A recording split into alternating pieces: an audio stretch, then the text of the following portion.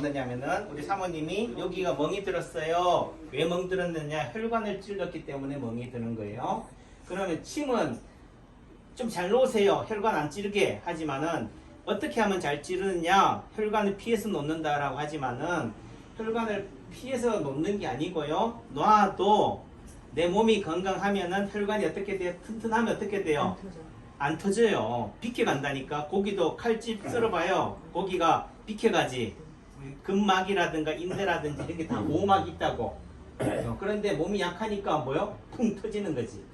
이게 터지니까 출혈이 되는 거예요. 그래서 이 출혈이 되면 어떻게 해야 돼요? 우리 몸에서는 피가 났어요. 계속 나야 돼요. 지혈이 돼야 돼.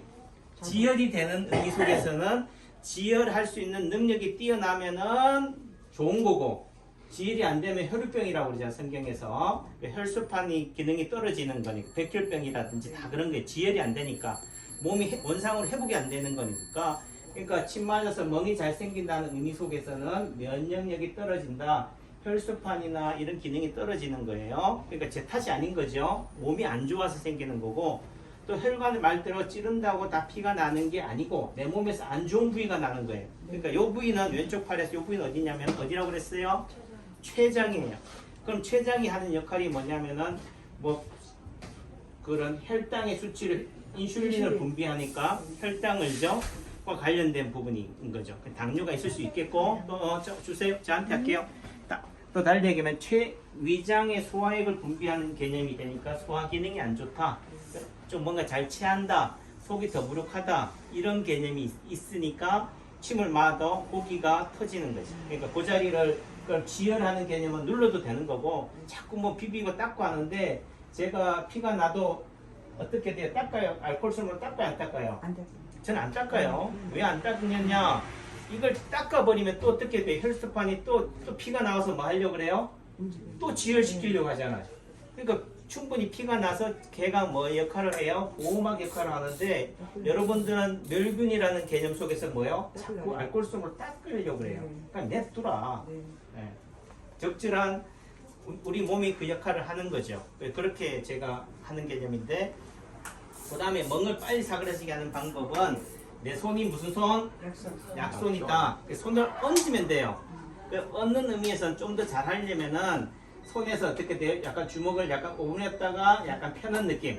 폈을 때 뭔가 팽팽함이 느껴져요. 긴장감이. 그 긴장감이 느껴지는 상태에서 손을 얹으면은 손이 가지고 있는 온기도 되고 또 내가 가지고 있는 기운이 뭐예요? 전달이 된다. 근데 여러분들은 여기에 먼지가 있어요? 없어요? 공기가 있어요? 없어요? 있지만 안 보이기 때문에 그 가치를 모르는 거죠.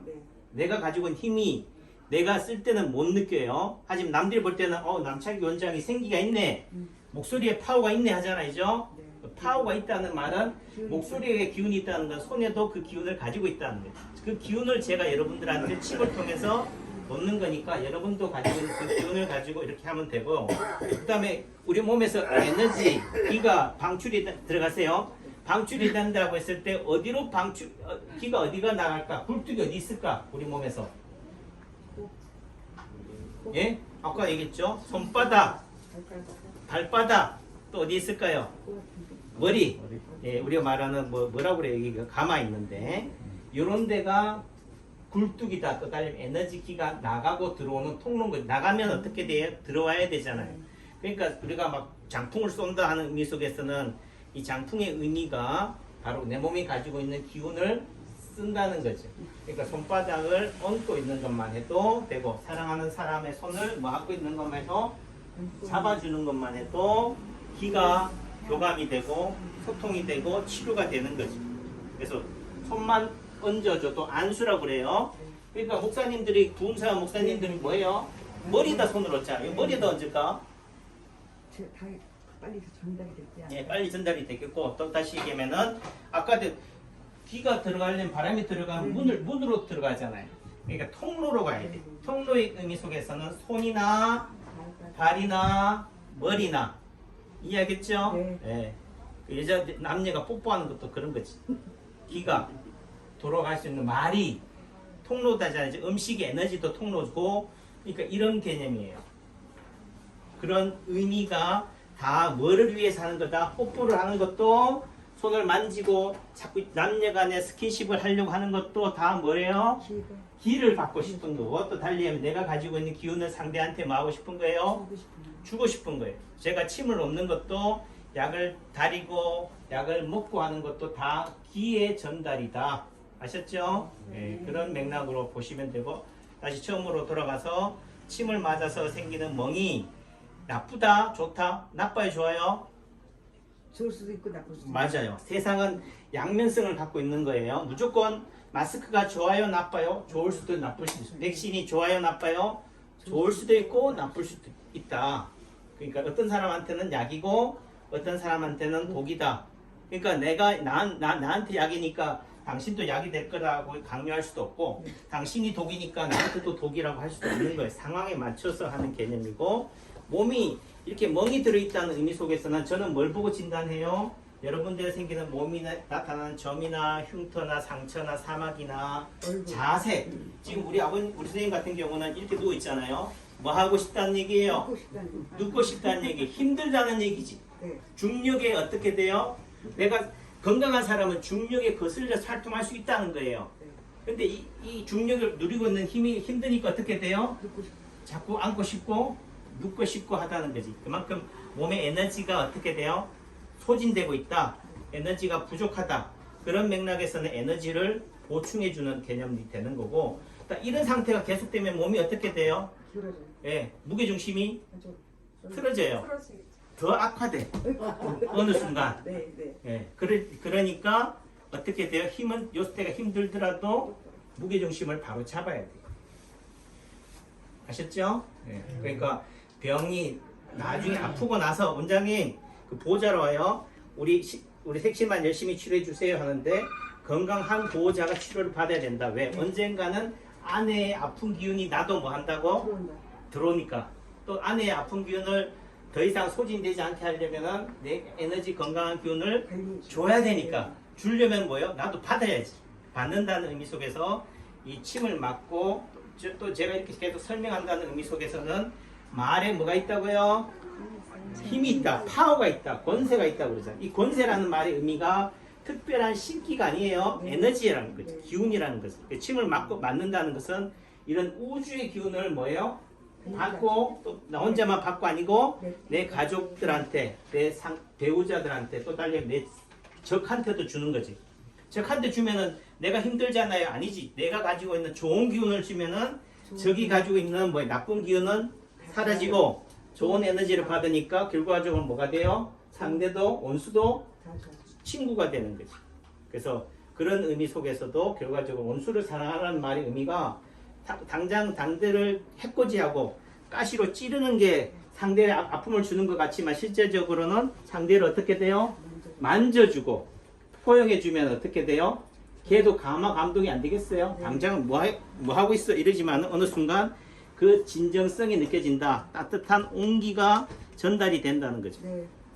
코로나도 마찬가지다는 거예요. 세균이나 바이러스도 또 달리 얘기하면 여러분들한테 생기는 아픔도 여러분들이 과거에 생겼던 상처도 그거를 보듬어 주지 않으면은 끝까지 뭐로 남는다? 상처가 되고 가시가 된다.